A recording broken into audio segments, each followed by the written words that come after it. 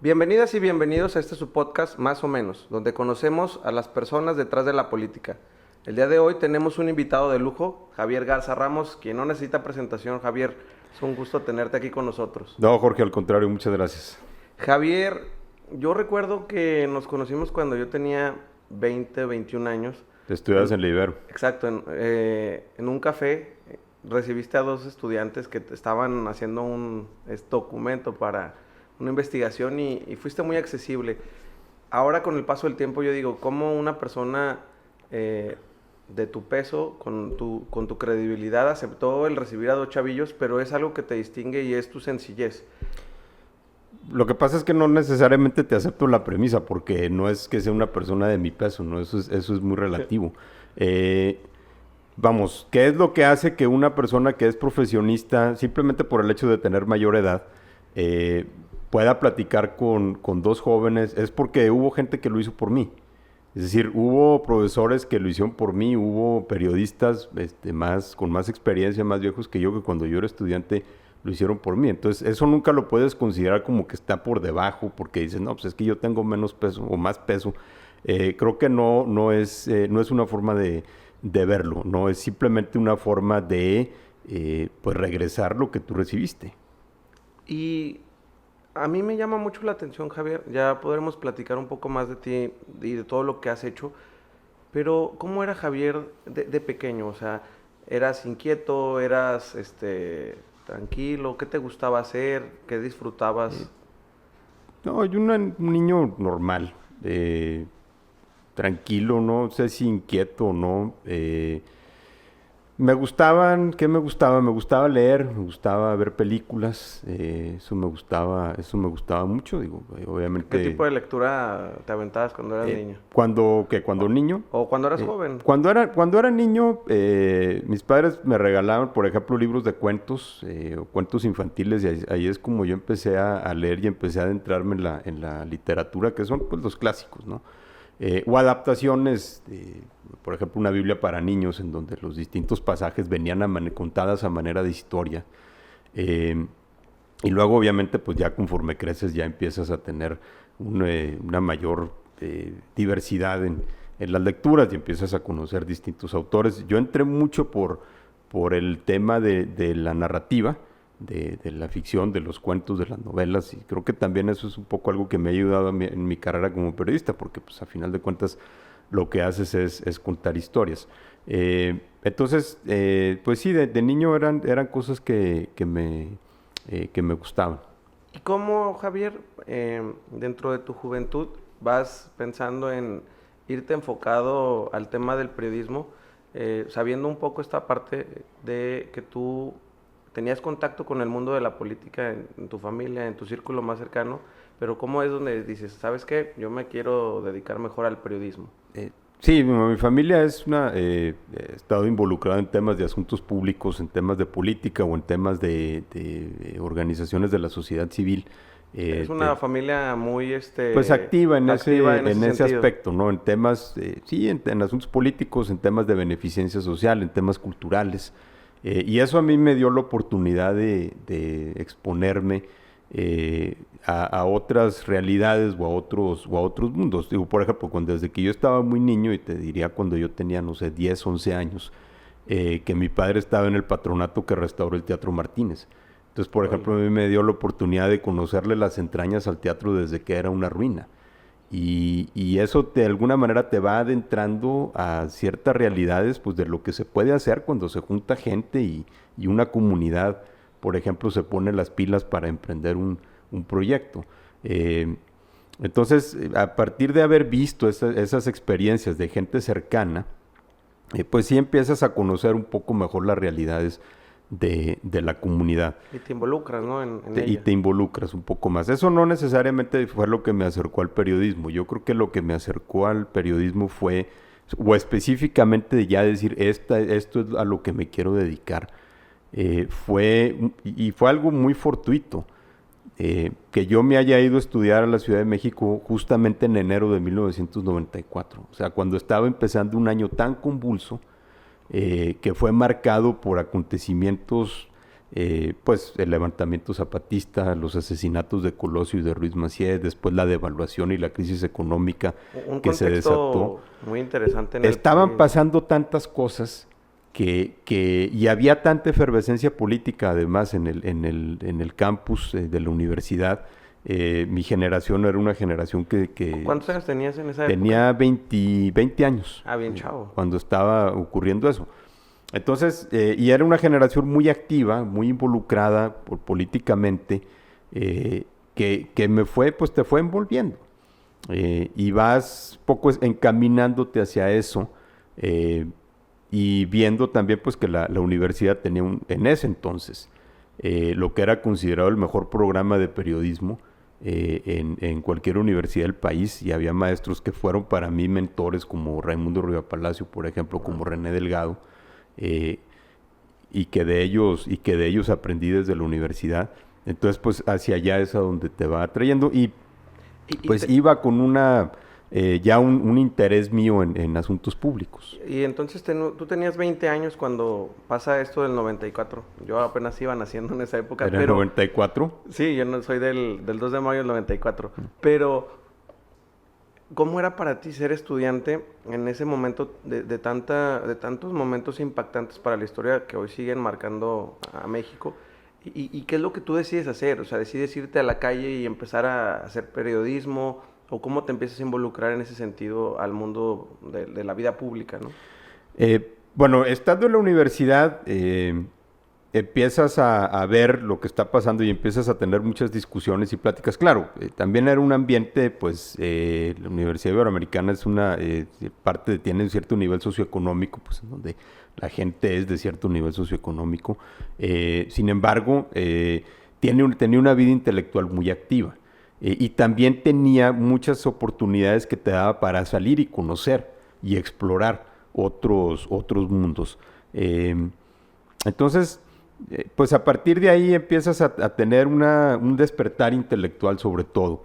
Y luego pues ya empiezas a ver, bueno, ¿cómo pasas a la acción? ¿Qué es lo que se puede hacer?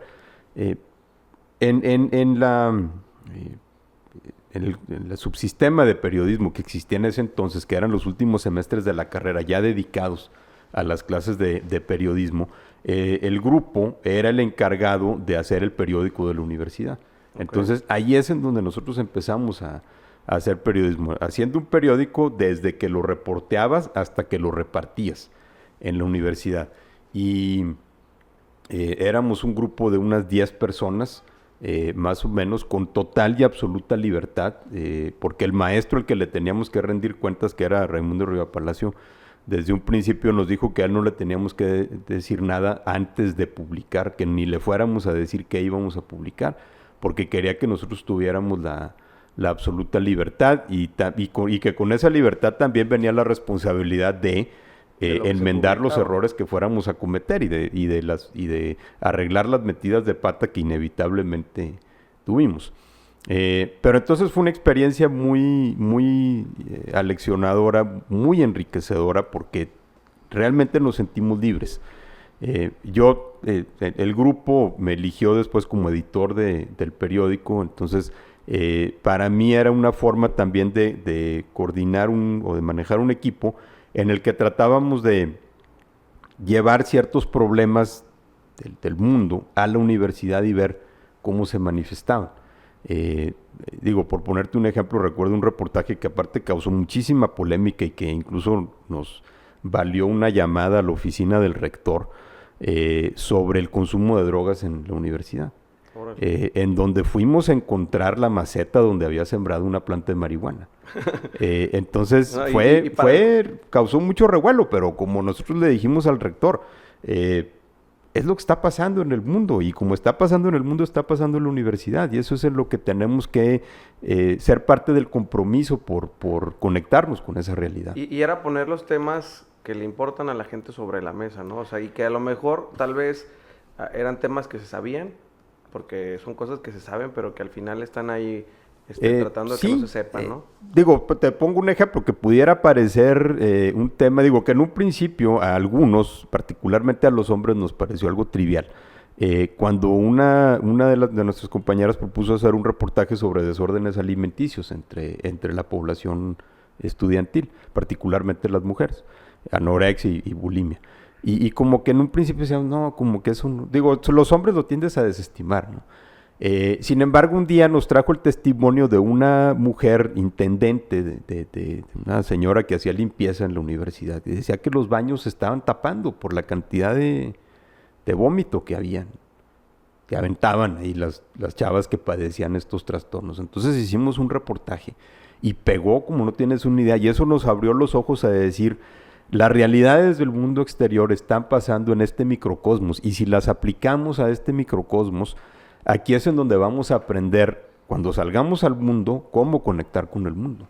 Oye, Javier, y ya una vez que terminas la universidad, que haces todo este trabajo, ¿cómo es tu llegada a Grupo Reformas? Yo sé que has hecho muchas cosas, pero es una de las primeras chambas que te avientas, ¿no? O ¿cómo llegas a esta vida ya de un medio con un peso, donde en aquella época, a diferencia de ahorita que tenemos las redes sociales, el que saliera un artículo o una investigación había peso, ¿no? O sea, y incomodabas. Ahorita sí también, pero también hay estrategias para desestimar, para atacar, para no tomar tan en serio estas publicaciones que se hacen. ¿Cómo fue esa transición de un tema universitario ya a una vida profesional? Bueno, la transición no fue tan complicada. Lo que tú comentas sí, el periodismo antes era muy distinto porque no había redes sociales, no había ni siquiera internet, apenas estaba surgiendo el internet a mediados de los 90s. Y sí, lo que se publicaba tenía peso y autoridad, y a lo mejor te podían atacar la agenda. Es que Reforma es un periódico de derecha, o es que La Jornada es un periódico de izquierda o tal, pero no te desmentían la información. Y se incidía en la agenda pública, ¿no? Exacto, porque la información era verdadera, ¿no? Y los bandos la aceptaban como verdadera. Teníamos por lo menos este valor compartido de que había una verdad objetiva, no como ahora en que vivimos en esta posverdad. Entre reportajes en los que yo publiqué o en los que estuve involucrado o vi que se publicaban, pues vi que había actores políticos que se enfurecían con la publicación, pero que no lo podían desmentir o que tenían que aceptar esa realidad. ¿Cómo entré yo a Reforma? Pues dos de mis maestros en la universidad, Raimundo Rivapalacio y René Delgado, eran directivos ahí, y pues ayudaban cada generación pues a uno o dos a entrar. Se abrían espacios, ¿no? Sí, bueno, te recomendaban, pues, porque ellos manejaban secciones, digamos, las secciones de los consagrados. Okay. Raimundo manejaba una sección de reportajes especiales y encuestas en donde había reporteros como Ciro Gómez Leiva, como Rosana Fuentes Verain, como Nacho Rodríguez Reina, y René Delgado manejaba el suplemento político, en donde estaban Daniel Moreno, por ejemplo, el fundador de Animal Político, claro. Roberto Zamarripa, Héctor Zamarrón, que ahora está en Milenio. Pero ellos eran las estrellas, las divas, los que publicaban una vez al mes si querían, ¿no? Y podían darse su tiempo para reportear un trabajo o lo que sea, no como los de abajo que estábamos en la talacha diaria. Entonces, obviamente, pues no te iban a dar chamba en sus equipos, ¿no? Pues están saliendo de la universidad, pero bueno, te recomendaban y a mí me recomendaron, y fue ahora sí que de esas decisiones en donde sabes exactamente en qué momento cambia tu vida, porque yo tenía una oferta de trabajo de un periódico, ya no existe, un periódico que en ese entonces en inglés que se editaba en la Ciudad de México para la comunidad de empresarios o expatriados extranjeros, se llamaba The News. Y tenía un amigo que trabajaba ahí y me consiguió una entrevista con el editor, me entrevistó, dijo que hablaba bien inglés y tal, y me ofreció la chamba de editor de la sección nacional, ¿ah? Que no era para nada interesante, porque era simplemente revisar notas y cabecearlas y publicarlas. Pero bueno, pues, un trabajo recién salido de la universidad, en donde ya empiezas a ganar un buen sueldo, pues algo es algo, ¿no? Pero esto era simultáneo al momento en el que yo estaba entrevistándome con otros editores en Reforma para ver si conseguía ahí una chamba. Pero pues de allá no me hablaban y no me respondían. Entonces, de repente un día me habla el cuate de The News y me dice, pues sí, te queremos contratar, te ofrecemos este trabajo, ¿cuándo puedes empezar? Y fue como por una especie de inspiración en ese momento que se me prendió un foco y le dije, híjole, te lo agradezco mucho, pero sabes que no puedo empezar inmediatamente porque tengo que ir a Torreón a arreglar un asunto familiar ahí que inventé. ¿Me puedes dar una semana? Sí, no hay problema, no te preocupes. Entonces dije, bueno, me voy a dar una semana para ver si me hablan buscando más tiempo, de ¿no? reforma, sí, tratando de comprar algo de más tiempo para ver si me hablan de reforma. Y yo le hablaba a Raimundo y le oye, Raimundo, ¿no has escuchado nada? Me dice, no, ¿Y pues, era no sé. tu sueño o tu deseo Es que estar ahí en Reforma acababa de salir, ¿no? Sí. Acababa de salir, tenía menos de 5 años de haber salido a las calles. Ya había revolucionado el formato del periodismo en cuanto al diseño, en cuanto al tipo de reportajes que se publicaban, la escuela que estaban creando, las personas que estaban trabajando ahí, ¿no? Porque Reforma pues había abierto la chequera y había traído a lo mejor que había en los distintos periódicos. Entonces, si había un lugar para trabajar, a lo mejor empezando desde abajo, que era obviamente el puesto que me estaban ofreciendo, pero simplemente la oportunidad de ver cómo trabajaban los demás. De aprender de los maestros y de aprender Exacto. de cómo se hacían las cosas, ¿no? Porque Exacto. Entonces, como para el jueves de esa semana de repente me habla. de la semana que estabas en Sí, Torreón. de la semana que según yo estaba arreglando por asuntos personales acá, familiares acá en Torreón, me hablan y me ofrecen el trabajo. Creo que ese es el tipo de situaciones en donde sabes exactamente en qué momento dio un giro tu vida, porque no sé qué hubiera pasado si hubiera aceptado el otro trabajo. Marcó tu vida el hecho de haber entrado a Reforma. Y haber entrado a Reforma y haber visto, y sobre todo, haber sido parte de una generación que entramos a aprender al mismo tiempo, ¿no? En mi generación, o bueno, entre los reporteros con los que yo trabajé, estaba, por ejemplo, Daniel Izárraga, ¿no? Quien después fue claro. el editor del reportaje de la Casa Blanca, uno de los grandes periodistas de investigación aquí en México. Estaba Marcela Turati, por ejemplo. Marcela Turati, que es, yo creo que la mejor periodista que hay en México ahorita. Salvador Camarena, por ejemplo. O sea, con ellos, ese era el ambiente en el que todos estábamos creciendo juntos. Y era la nueva, o sea, era la nueva escuela que hoy viene a enseñar el periodismo actual. Era una nueva camada que ahorita está pues ya en distintos lugares, ¿no? Oye, Javier, y eres una persona que considero, y no solo yo, sino la comunidad lagunera, es más, acaba de salir un reportaje de ti, con credibilidad, que la credibilidad no se construye de la noche a la mañana, y además eres una persona seria, comprometida con la región. Muchas veces el lagunero, en general el mexicano, es como aquel que se va de su ciudad y estudia, no sé, en Harvard y Yale, lo que sea, y regresa y entonces es como, uy, ¿por qué regresó? Entonces ya no fue exitoso. ¿Tú por qué decides quedarte en Torreón?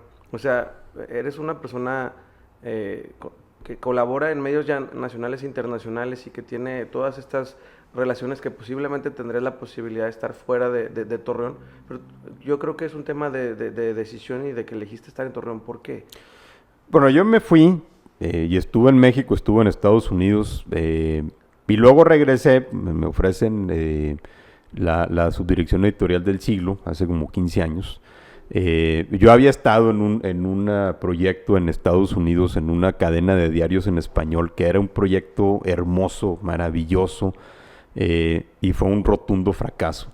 Era demasiado bueno para ser verdad, ¿no? Y fue un fracaso total, pero muy aleccionadora experiencia, porque un periódico en español que a mí me abrió mucho los ojos a cómo hacer periodismo local, que es cómo conectarte con una comunidad.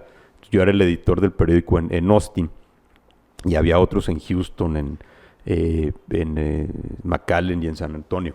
Entonces, bueno, yo regreso y Salvador Camarena en algún momento, columnista del Financiero, que había sido mi jefe en Reforma y gran amigo desde hace mucho tiempo, en algún momento comentó a propósito de eso, pues que había parecido como una decisión bucólica, que sin embargo resultó lo contrario, porque cuando yo me regresé aquí a Torreón y empecé a trabajar en el Siglo, poquito después empezó la ola de violencia. Entonces fue enfrentarme a una situación que no estaba para nada en las cartas, ¿no? En lo que yo había previsto que iba a ser venir a dirigir una redacción local, ¿no? Sí, el plan que uno luego se imagina de voy a hacer esto y voy a llevar el periodismo de esta manera, ¿no? Y eso pues me abre también posibilidad de empezar a explorar toda un área que yo no había dado realmente puesto mucha atención, que es todo el tema de libertad de expresión y seguridad de periodistas. Fue un reto, creo que es el reto más importante de mi carrera que he tenido o que tendré. Es difícil imaginar un reto tan complicado como el que enfrentamos, lo que nos costó, y que, bueno, afortunadamente pudimos sobrepasar.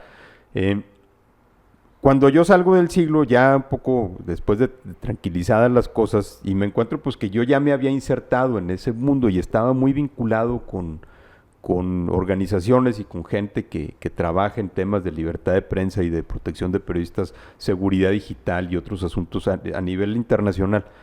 Pero pues nunca sentir la necesidad yo de que me tenía que salir de aquí para seguir conectados con ellos, ¿no? Porque sigo conectado con ellos y bueno, hasta antes de la pandemia, pues iba a conferencias, reuniones y por todo el mundo. Y la pandemia pues nos enseñó que no te tienes que ir, mover de tu casa para seguir conectado. Entonces, claro, es importante siempre salir y es importante siempre ir a ver otras realidades. O sea, yo por ejemplo, de ir a dar un taller sobre seguridad de periodistas, por ejemplo, Ecuador, en donde tienen una realidad completamente distinta, ¿no? O dar un taller de seguridad digital en Sudáfrica o en Tailandia, empiezas a ver qué otro tipo de amenazas, de riesgos se enfrentan periodistas en otras partes. Sí, yo me acuerdo mucho que Artículo 19, yo conocí Artículo 19 gracias a ti, y obviamente tú tienes una estrecha relación con esta organización, pero también ha sido importante esa relación que tú has generado también para conectar a otros periodistas y para que se puedan sentir protegidos, sobre todo en este contexto que platicas de inseguridad y de lo que estamos viviendo, no solo en México, sino en los países que comparten muchas similitudes, y qué padre que tú hayas ido generando esa red, porque a veces se tiene visto esto que si no te vas a Ciudad de México o si no estás en una ciudad grande no puedes crecer y no puedes conectarte o relacionarte de esta manera, y creo que ese es un buen ejemplo de que también desde lo local se pueden hacer estas redes que ayudan, ¿no? Ah, no, totalmente. O sea, digo, yo me vinculé con Artículo 19 justamente porque yo estaba manejando una redacción local, ¿no? Que estaba en una situación de riesgo y de ataque. Y eso fue mi primer contacto con ellos y que, bueno, después construyendo una relación con el equipo, con Darío Ramírez, que fue el primer director, que creamos un consejo y, bueno, y ahorita estamos ahí en el consejo. Y yo no soy el único fuera de la Ciudad de México que está en el consejo, porque está Adela Navarro, por ejemplo, que es la directora de SEAT en Tijuana, está Adrián López, que es de Culiacán. O sea, no tienes que estar en la Ciudad de México para eso. Y te digo, la pandemia realmente nos enseñó que no era necesario. Entonces, esas vinculaciones con organizaciones, pues pueden estar en México, pueden estar en Nueva York, pueden estar en París. Y uno puedes hacer una llamada por Zoom y eventualmente los vas a visitar. Javier, yo recuerdo mucho una frase que me has dicho 2 veces en la vida cuando hemos coincidido y es: ninguna nota vale la vida. ¿Cómo fue tu experiencia al ser director del Siglo de Torreón? Ahorita platicabas que llegaste justo en el momento de la inseguridad y pasaste incidentes bien difíciles como cuando los balacearon y granadearon, el secuestro del equipo del periódico, la balacera del siglo que documentaste ahí en El País, tu experiencia. O sea, ¿cómo estaba Javier? O sea, ¿cómo te sentías? ¿Tuviste miedo? O sea, ¿qué pasaba por tu cabeza? Sí tienes es un miedo, es un temor que a lo mejor aprendes a manejar inconscientemente, o lo sublimas poco, pero siempre está ahí presente.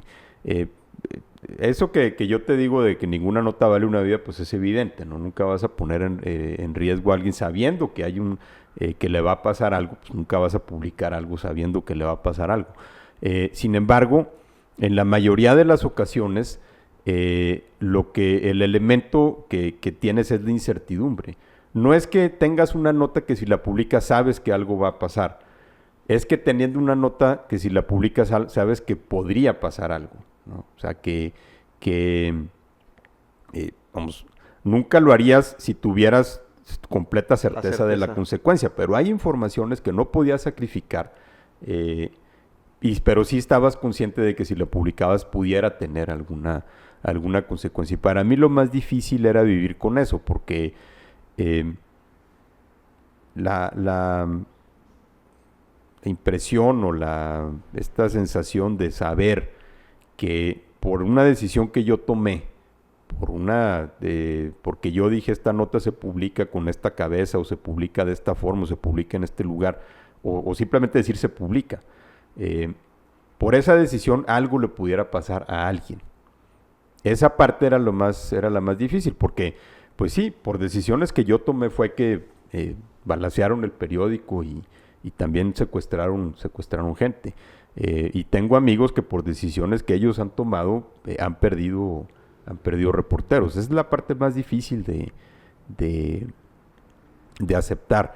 O incluso por decisiones que ellos han tomado perdieron también la vida, ¿no? El caso de Javier Valdés, Sí. en Sinaloa. Javier decide publicar, ¿no? Ismael Bojorquez, el director de Río 12 ahí en Sinaloa, su socio, decide que está bien publicarlo, ¿no? Y pues matan a Javier y Ismael también tiene que vivir con eso. Y en esos momentos, Javier, de incertidumbre, o sea, de miedo, que si bien lo controlas y tratas de dar confianza al equipo, porque obviamente necesitan que alguien sientan que los cuida y los protege, ¿cómo vas tomando esa decisión? Porque yo me acuerdo mucho en un foro que nos acompañaste en la Ibero cuando yo era estudiante, que fue el riesgo de ser periodista en México. Y tú decías, es que a nivel nacional la gente no entendía el contexto que pasaba a Coahuila. De hecho, había como esa disculpa hacia Allende, de que no se hablaba de Allende, pero no porque no se quisiera, sino porque había los microcosmos de lo que estaba pasando en La Laguna, lo que estaba pasando en Saltillo. O sea, cada región en Coahuila estaba viviendo su realidad, y si no es hasta que pasa lo de la Quinta, que sale en proceso, pero ya había pasado muchas otras cosas aquí, y es cuando le empiezan a dar una atención a La Laguna a nivel nacional. Pero ¿cómo es el papel de la prensa local para poder documentar esto y que quede memoria, ¿no? Porque luego es fácil olvidar y hacer como que no pasaron esos años, que fueron años donde perdimos amigos, familia, y están presentes en la historia de La Laguna. Bueno, está documentado, ¿no? Creo que los medios locales hicimos lo que pudimos para documentarlo sin caer tampoco en una situación en donde nosotros mismos estábamos poniendo la cabeza en la guillotina. Para mí lo importante desde un principio fue pensar el problema y no reaccionar simplemente por reflejo. Porque en ocasiones cuando reaccionas por reflejo te tiendes a cerrar completamente y no avanzas. O sea, había a lo mejor una manera de seguir haciendo periodismo administrando los riesgos, definiendo ciertos procesos o guías que los reporteros o los editores teníamos que seguir a la hora de reportear, involucrando también a los directivos, a los dueños del periódico, que al menos en mi caso, a diferencia de que sé que de otros medios del país, pues en mi caso me dieron mucho apoyo a las decisiones que yo tomaba y confiaban en las decisiones que yo tomaba. En ese sentido, don Antonio Irazoqui, Antonio González Carg, Enrique Irazoqui, sí me demostraban confianza en esas decisiones, y para mí eso era importante porque es lo que me permitía después pararme enfrente del equipo y un poco asegurarle sobre el rumbo que estábamos tomando. Pero en la parte de cómo le haces para que otros medios empiecen a fijar, pues creo que el simple impacto, ¿no? de las cosas es lo que les hace voltear la atención, y esporádicamente lo hacían. Porque yo hacía los enlaces pues con algunos noticieros a nivel nacional, en donde me hablaban cada vez que pasaba algo. La cuestión es que como estaban pasando tantas cosas en otras partes, de repente algo de mayor impacto terminaba por ahogar lo que estaba pasando en La Laguna. A principios de 2010, por ejemplo, cuando pasa lo del ferry, la balacera en el ferry, pero al día siguiente pasa lo de Villas de Salvarcar en Juárez. Entonces la atención que se había enfocado al ferry eventualmente se quita porque el reflector va y se pone a Juárez. Cuando la balacera del estadio en 2011, Torreón recibe los reflectores durante una semana, pero la semana siguiente se da el incendio del Casino Royal en Monterrey, entonces ahí van los reflectores ahora a Monterrey. Entonces era muy difícil mantener la atención sobre La Laguna. Oye, Javier, ¿cómo fue en esa época el llegar a tu casa? O sea, ¿no llegaste en algún momento a pensar, Dinguesu, ya, o sea, ya estoy cansado, ya no...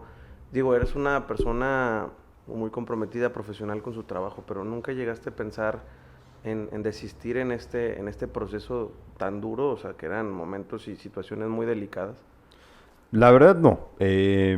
Lo que sí me ponía a pensar, digo, porque en todo este proceso yo aparte estaba empezando una familia, era cómo mantener a mi familia insulada de todo esto, ¿no? Que estaba pasando y obviamente que no, que el riesgo que yo pudiera tener en algún momento no se extendiera. Eh, ¿Cómo cuidarse? Pues creo que eso era algo en el que no nada más estábamos pensando los periodistas. En ese entonces todos lo estábamos pensando aquí en La Laguna. Cómo cuidarnos era simplemente cómo salir a la calle, Claro. ¿no? Y qué hacer en caso de que se te fuera a topar una balacera o que te anduvieran asaltando, ese tipo de cosas. Yo nunca pensé en dejar esto porque sentía que, por una parte, en el periodismo estás en las buenas y en las malas. O sea, no te puedes meter nada más por lo bueno que te puede dejar, sino que cuando las cosas se te complican, ahí es cuando se prueba justamente un, un periodista. ¿Y cuál fue tú consideras que fue el momento más difícil en ese lapso de inseguridad que tú viviste y que tú El afrontaste? momento más intenso, más difícil fue todo ese tiempo. O sea, fueron 6 años muy de temor, de nerviosismo, de angustia creciente, porque pues, en la medida en la que iba creciendo el problema de la inseguridad, también iba creciendo la misma zozobra que sentías en decidir cómo lo ibas a cubrir. Aunque eventualmente lo aprendes a administrar, ¿no? Y lo aprendes a procesar. Eh, y ahorita te digo por qué eso también eventualmente se te regresa. Pero eh, el momento más intenso fue el secuestro de los 5 compañeros en febrero de 2013, ¿no? Porque fue una noche muy complicada tratando pues, de buscar contactos para solicitar apoyo del ejército, fuerzas de seguridad, para tratar de encontrarlos, para mandar mensajes a los que los tenían. Obviamente el temor de que les fuera a pasar algo, ¿no? Y lo que te decía hace un rato, que era por decisiones que yo había tomado sobre cómo estábamos cubriendo hechos violentos. Eh, pero otra de la primera razón que te dije para no dejar esto, esta de que el periodismo se esté en las buenas y en las malas, parece demasiado filosófica. Es cierta, pero no es la única. Hay otra que también es más práctica. Y es que si tú no estás, alguien más lo va a hacer. Y si tú lo empiezas a ver desde la barrera porque te saliste, vas a empezar a decir, yo lo pude haber hecho distinto o yo lo O había hecho mejor, ¿no? mejor. Pero ya te saliste, ¿no? Te acobardaste y te saliste. Y te vas a pasar el resto de tu vida pensando o criticando cómo lo está haciendo el que sí llegó y le entró, ¿no? El que se arremangó y le entró porque tú no quisiste. Hay algo de ego en eso, sin duda, pero a final de cuentas es el reto que tú te impones. Javier, Jorge Ramos dice que el periodismo debe de siempre tener un lado, o sea, que debe ser un contrapeso y que es importante esto, sobre todo en situaciones donde hay mucha polarización, etcétera, ¿no? ¿Tú crees que aún, más bien, tú qué piensas de esto y además si aún en este tipo de pensamientos existe la objetividad, esta que siempre se ha buscado que el periodismo tenga y que se obliga o se considera que el periodista no puede opinar de manera personal porque si no sesga pues, su comentario o la investigación? Yo creo que hay espacio para todo, ¿no? Hay espacio para la información y hay espacio para la opinión. Y cuando la mezclas, no tiene nada de malo, al contrario, es todo un género periodístico, ¿no? Eh, pero tienes que ser muy claro en qué momento estás exponiendo un hecho y en qué momento estás exponiendo tu opinión o tu análisis o tu percepción de las cosas. El periodismo, yo no creo en esta parte de que el periodista no debe tomar partido, ¿no? Porque, a ver, si estás cubriendo la violencia desatada por los Zetas, le vas a dar el mismo tiempo o sea, le vas a dar a los Zetas el derecho de réplica, ¿no? Después de haber cometido esas atrocidades. O sea, tienes que tomar partido. O sea, no puedes quedarte como pensando que aquí hay dos bandos igualmente válidos o con una equivalencia moral. Por supuesto que no. Entonces, Claro, en esos casos es demasiado claro, es muy claro saber de qué lado tienes que estar. Hay otros en donde a lo mejor no es tan claro. Hay otros en donde sí las dos posturas son igualmente válidas, entonces el periodista tiene que hacer su mejor esfuerzo por exponerlas con total justicia, ¿no? Eh, el del aborto, por ejemplo, es una de esas, ¿no? Hay gente que cree en el derecho a decidir, hay gente que cree que el aborto es un crimen y son creencias muy profundas de ambos y hay que darles peso y hay que reflejar las dos, parece. Un periodista pudiera tener su propia opinión, pero también tienes que ser honesto a la hora de darla. Jorge, yo creo que lo que dice tiene que ver mucho con su propia experiencia cubriendo el tema de la migración, en donde él ha combinado el periodismo y el activismo en un tema que obviamente le importa y le importa a su audiencia. Entonces, él tiene muy claro que a lo mejor cuando cubre el tema de migración, no nada más es periodista, también tiene que hacer cierto tipo de activismo o abogacía, ¿no? por el tema. Mientras seas honesto de que eso es lo que estás haciendo, pues puedes hacer. Y hay otra pregunta hacia el tema del periodista. ¿El periodista puede ser amigo del político? ¿El periodista puede ser amigo del empresario? O sea, luego está que el periodista no puede, creo que, ni tener amigos y no puede conocer a nadie, más en una ciudad tan pequeña como es la Cotorreón o La Laguna, donde todos nos conocemos o de alguna u otra forma coincidimos. Es difícil, ¿no? Pero ¿dónde está ese límite de, a ver, tú y yo somos amigos, sí, pero yo también, esta es mi chamba y mi profesionalismo exige esto, ¿no?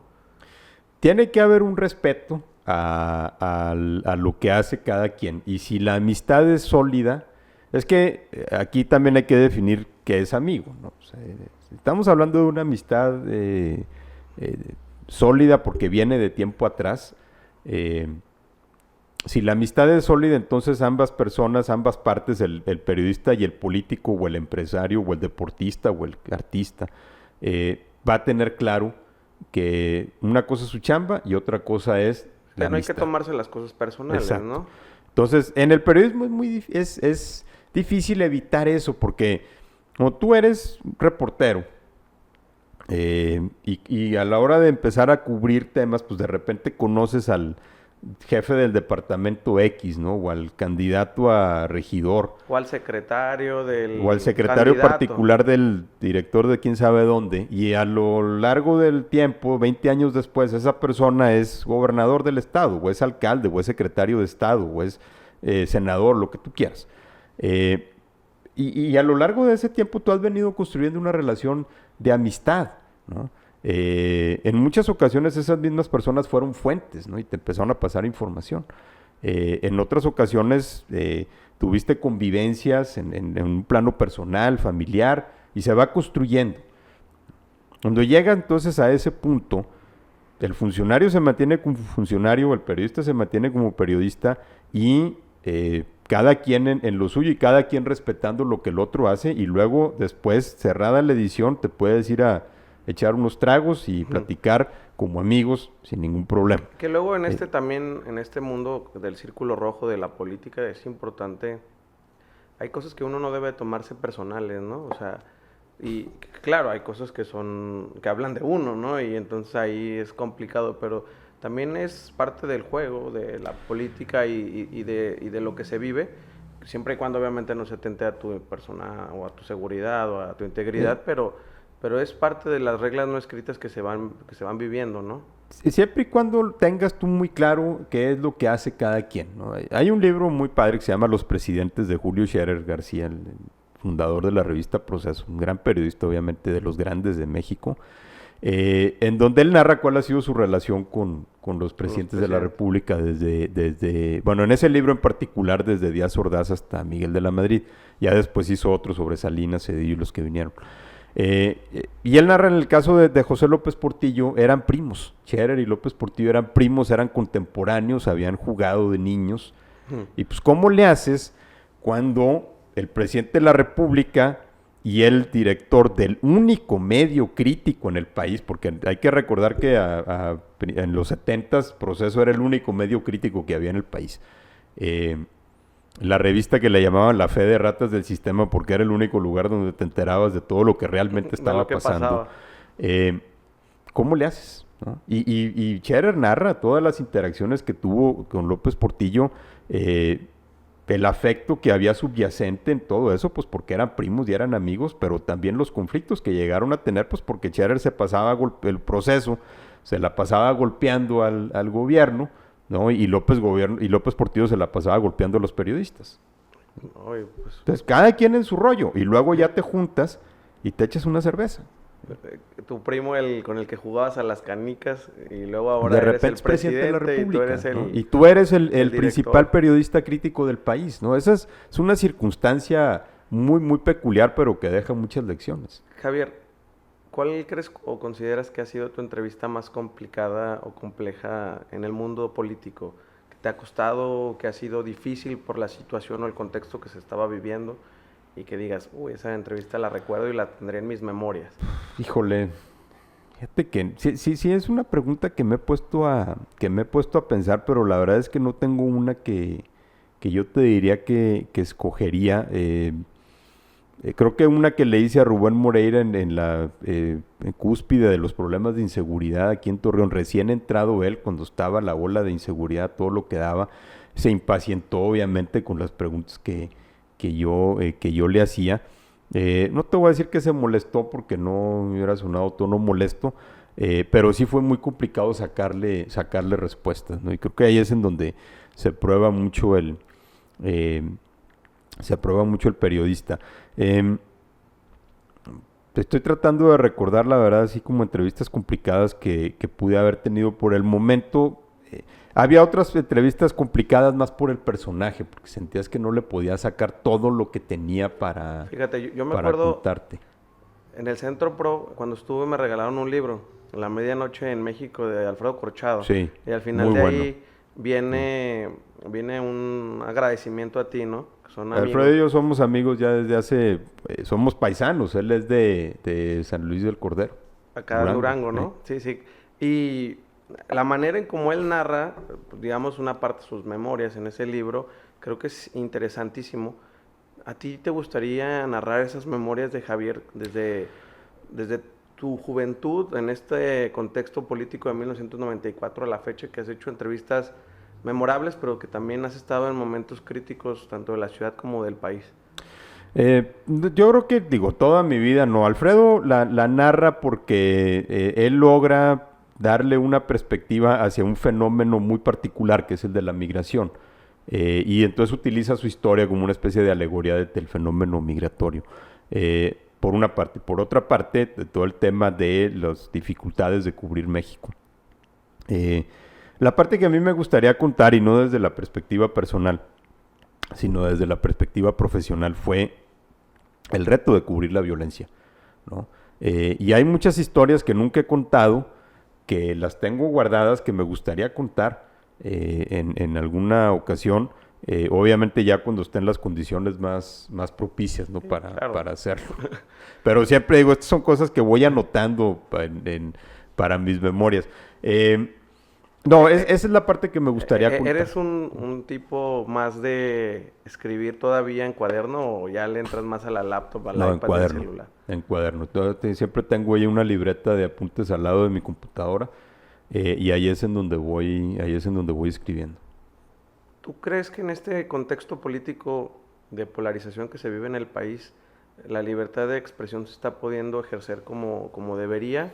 O sea, porque vemos un presidente que incluso ahora en su informe menciona que hoy la libertad de expresión se puede hacer a cabalidad y que existen las condiciones, que no hay represión. ¿Cuál es tu perspectiva de este gobierno? Si es similar a los otros, si ha cambiado, qué ha mejorado, qué ha empeorado. La libertad de expresión no es mejor ahora que hace 5 años. Hace 5 años es igual que ahora, ahora que hace 5 años. Porque hace 5 años a López Obrador nunca lo metieron a la cárcel por decirle corrupto al presidente, ¿no? Eso que dice López Obrador es una falacia. La libertad de expresión como tal ha ido conquistándose y ha ido ganándose a lo largo de muchos años. Por mucha gente, algunos de los cuales están en el movimiento de López Obrador, en la 4T, o son funcionarios de gobierno que ahora niegan lo mismo que ellos han conquistado y creen que en el país hubo libertad desde diciembre de 2018, cuando el simple hecho de que ellos hayan llegado al poder viene en parte, o es en parte consecuencia de esa apertura. Sí, de esas libertades, ¿no? Exacto, de esas conquistas. Entonces, yo no compro ese argumento de que ahora sí ya hay libertad de expresión. También la había hace 5 años y hace 10 años. ¿Hay más libertad de expresión que antes? Sí, siempre hay más, porque también siempre hay más plataformas. Esto no necesariamente depende del gobierno. Al principio platicábamos sobre lo que era hacer periodismo antes de las redes sociales, pero también la libertad de expresión antes de las redes sociales era mucho más limitada. La gente no tenía tantos espacios para expresarse. No siempre es bueno, porque las redes sociales han dado espacio a muchísima basura que circula y a muchas mentiras que circulan, pero bueno, por lo menos ahora la gente tiene una manera o un canal para expresarse. Eso es bueno. Y tú le puedes decir corrupto al presidente, o le puedes decir ignorante al presidente, o lo que sea, y no pasa nada. El tema de la libertad de expresión y la libertad de prensa son cosas distintas. O sea, libertad de prensa ya te metes en cuáles son los controles que se le ponen a la prensa. Controles que vienen ya sea de parte de la autoridad o de algún agente externo, o los controles que los mismos medios se autoimponen para quedar bien con esos agentes externos, como pudiera ser el gobierno o a las empresas, ¿no? Cuando ya, por ejemplo, caen en autocensura porque hay una empresa que se anuncia con ellos, entonces no la critican, o el gobierno se anuncia con ellos, entonces no lo critican. Eso es otra cosa. El problema de la polarización no es necesariamente que haya más o menos libertad de expresión. De hecho, creo que hay más. El problema es que pierdes esa base común de lo que es verdad y lo que no es verdad, ¿no? Y cada quien tiende a dar por verdadero lo que es un simple punto de vista. Se ha pasado el tiempo volando, Javier. Sí, no, me estoy dando cuenta. Está bien interesante, pero me gustaría ir cerrando con 2 preguntas Una es hacia la generación de los jóvenes, que es parte de la mayoría de los que nos ven, y otra es desde un punto de vista personal. La primera es, para Javier Garza, ¿qué es más importante? ¿La fama y el reconocimiento de la gente, o el mantener una credibilidad aún en el anonimato, ¿no? Ahorita, antes de entrar a micrófonos y a cámara, platicábamos sobre este tema de, pues, que siempre ha sido una persona, sí, con una credibilidad y un conocimiento, pero siempre detrás del micrófono, en los medios impresos y electrónicos, y muy pocas veces ante cámara, ¿no? Vamos, me interesa más la credibilidad, ¿no? Lo que pasa es que no puedes decir credibilidad en el anonimato, porque si nadie te conoce, nadie te cree, ¿no? Más bien, a mí no me importa si me ven la cara o no. Tampoco me importa si están de acuerdo conmigo o no. La gente puede estar de acuerdo con mis opiniones o no. Me importa que haya gente que confía en la información que yo le doy, porque es la verdadera y es la que necesita para formarse sus opiniones, las que quiera, ¿no? Pero con base en esa información o en esos datos que yo le doy. Que ese es también el consejo que yo le doy a la gente que empieza en el periodismo. No confundan periodista o reportero con bloguero o tuitero o youtuber o influencer, que es una palabra que me repatea en la tripa. No es eso, ¿no? A nadie le importa que tú salgas en el video o en la historia del Instagram diciendo lo que piensas, ¿no? O que tú salgas diciendo que estás ahí, ¿no? Lo que importa es lo que está pasando ahí. Los datos, antes que el protagonismo. Para mí eso es lo más importante. Javier, ¿qué le hace falta a Javier Garza para sentirse pleno en un ámbito profesional y decir, ha valido la pena todo lo que he construido hasta ahorita y me siento tranquilo? No, totalmente. O sea, en cuanto a los logros profesionales, ¿qué te diría? Que me falta haber sido, no sé, haberme adentrado a una guerra civil en África, ¿no? Para escribir reportajes largos, pues después iban a publicar en una revista y me iban a pagar $50,000 por ellos. Eso ya no pasa, ¿sí? Eso pasaba ya cuando Hemingway, a lo mejor, pero no, vamos. La vida te va llevando por distintos caminos, ¿no? Que a lo mejor no eran los que te esperabas, pero finalmente lo gratificante en lo profesional es lo que tengo. cierto reconocimiento de mis pares, que es algo que a mí sí me importa mucho, que mis colegas aprecien mi trabajo, ¿no? Que alguien al que yo admiro, un periodista al que yo admiro, de repente me diga qué buen reportaje hiciste. Eso importa. Es una reafirmación, es algo de ego también, pero es una reafirmación de que tu trabajo está valiendo la pena. En lo personal soy pleno, en lo profesional también. Si pudiera, son cosas pequeñas las que dirías, bueno, cambiar esto por esto, pero en realidad no que tuvieran alguna incidencia o algún impacto, son cosas que ya no puedes cambiar. Y yo me siento muy contento con la trayectoria que he tenido hasta ahorita. Bueno, pues muchas gracias, Javier. Gracias, ha sido un Jorge. placer tenerte en estos micrófonos. Eres una persona a la que admiro y estoy seguro que quienes nos ven y quienes siguen este podcast van a estar igual de interesados en tu historia porque vale la pena leerte. Pueden seguirlo en Twitter, donde generalmente compartes tu trabajo. Los datos, ahí estamos. Y ahí Gracias vale la por pena la invitación. Pues no olviden seguirnos, aquí aparecerá el cuadrito para que se suscriban también al canal. Muchas gracias a todas y a todos los que han seguido este podcast y nos vemos hasta la próxima.